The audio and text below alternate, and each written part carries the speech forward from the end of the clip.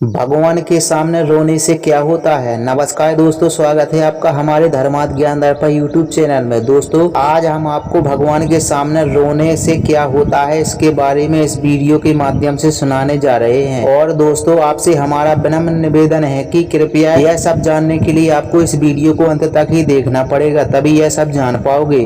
तो दोस्तों, चलिए बढ़ते हैं वीडियो में आगे। तो जैसे कि दोस्तों हमारे शास्त्रों में लिखा है, तो दोस्तों सुनिए, हम आपको विस्तार से जानकारी देने का प्रयास कर रहे हैं। तो जैसे कि दोस्तों, भगवान के सामने वही व्यक्ति रोता है जिसको भगवान पर पूर्ण विश्वास होता है, उसके साथ अच्छा होता है, तब भी वह रोता है खुशी के आंसू जिसे कहते हैं। और यदि वह बहुत दुखी होता है तो और हर स्थिति में भगवान को याद करता है। वह व्यक्ति जानता है कि भगवान देर करते हैं पर एक दिन जरूर उसकी इच्छा को पूरी करेंगे। जो व्यक्ति भगवान के सामने रोता है उसका भाग्य जरूर बदल जाता है और उस पर भगवान की कृपा होने लगती है।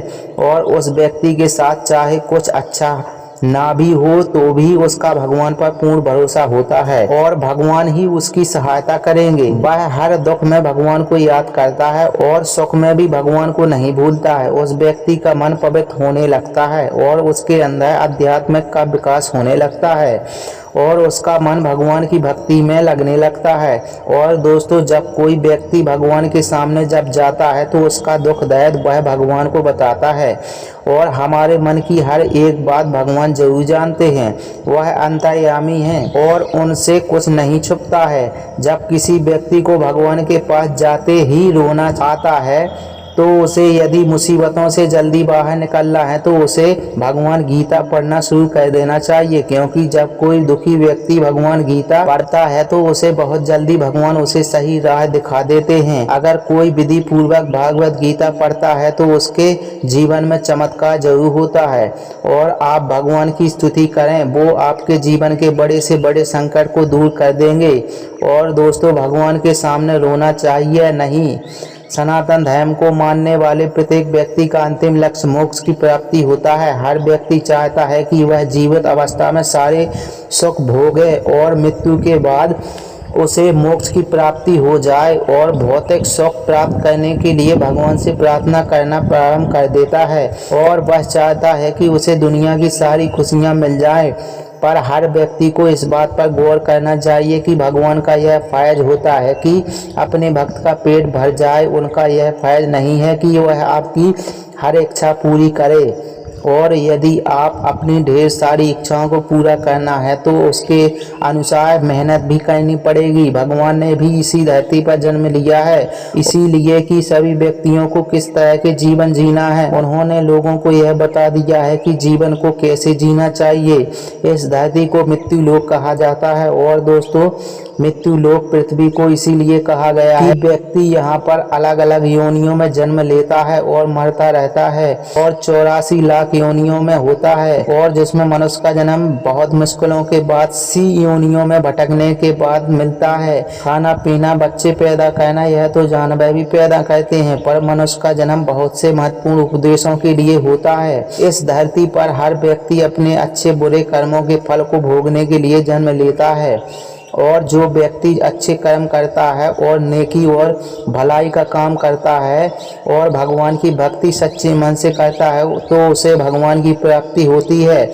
जो व्यक्ति दूसरों को कोई हानि नहीं पहुंचाता है, अपनी मेहनत से कमाए धन से अपने परिवार को पालता है और इंसान से लेकर किसी भी जीव को हानि नहीं पहुंचाता है, उस व्यक्ति को भगवान की प्राप्ति होती है। और दोस्तों, इसका यह मतलब नहीं है कि आप पर कोई हमला कर रहे हैं और आप चुपचाप सहन कर रहे हो। तो भगवान ने भी साथ ही साथ यह भी उपदेश दिया है कि आप पर यदि कोई अत्याचार कर रहा है तो उसके खिलाफ आपको आवाज जरूर उठानी चाहिए, अन्याय नहीं सहन करना चाहिए। भगवान कृष्ण ने अर्जुन को युद्ध करने के लिए उपदेश दिया था कि कायर व्यक्ति की तरह जीवन नहीं जीना चाहिए। यदि अपने साथ कुछ गलत हो रहा है तो उसको सहन करना कायरता होती है। जो ईमानदारी पूर्ण जीवन जीता है, इस तरह के व्यक्ति पर भगवान की विशेष कृपा होने लगती है। बिना मांगे ही उसे सारे दुख कम होने लगते हैं, उसकी धीरे धीरे सारी परेशानियां भी कम होने लगती हैं। वह अपने मन में सदैव अपने इष्ट देव का ध्यान करने लगता है और उसे लगता है कि भगवान मेरे साथ हैं और उसके साथ कभी भी बुरा नहीं हो होता है तो भी यह भगवान की इच्छा समझता है, और अच्छा होता है तो भी यह भगवान की कृपा समझता है। ऐसे व्यक्ति को संसार के सभी लोगों का मन पढ़ने की शक्ति प्राप्त हो जाती है। वह सही और गलत लोगों को आसानी से पहचान सकता है, और दोस्तों उसका व्यवहार दूसरे लोगों की तुलना में बहुत ही अलग होता है। वह कभी किसी की बुराई नहीं करता है, शांत प्रवृत्ति का और एक साधारण जीवन जीना पसंद करता है। वह भोग विलासा की ओर आकर्षित नहीं होता है। वह सिर्फ जीवन जीने के लिए भगवान से इतना मांगता है कि उसका परिवार खुश रह सके। वह गलत तरीके से धन नहीं कमाने की सोचता है। वह ईमानदारी का जीवन जीना चाहता है। छल कपट उसके मन में नहीं रहता है। प्रत्येक व्यक्ति अपने इष्ट देव से प्रार्थना जरूर करता है, और जब वह भगवान के मंदिर में जाता है या फिर भगवान की भक्ति करता है तो उसके मन में बहुत से अच्छे बुरे विचार आते हैं। और दोस्तों वह अपने दुखों को याद करके अपने आंसुओं को रोक नहीं पाता है। वह भगवान के सामने रोने लगता है, और यह संकेत बहुत ही शुभ होता है।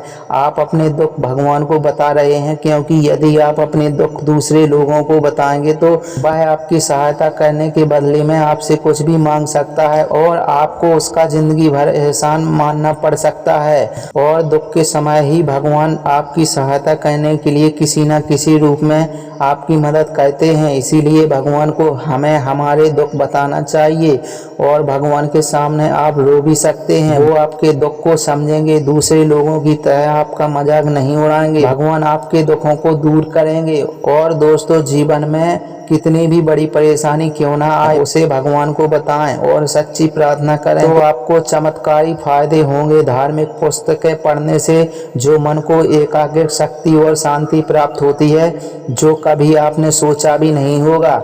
आपकी सारी चिंता समाप्त होने लगेगी और मानसिक तनाव दूर होगा। इस दुनिया में अच्छे बुरे सभी तरह के लोग होते हैं, और जब आपके अच्छे दिन आने वाले होते हैं जो आपको अच्छे मित्रों की भी प्राप्ति होती है।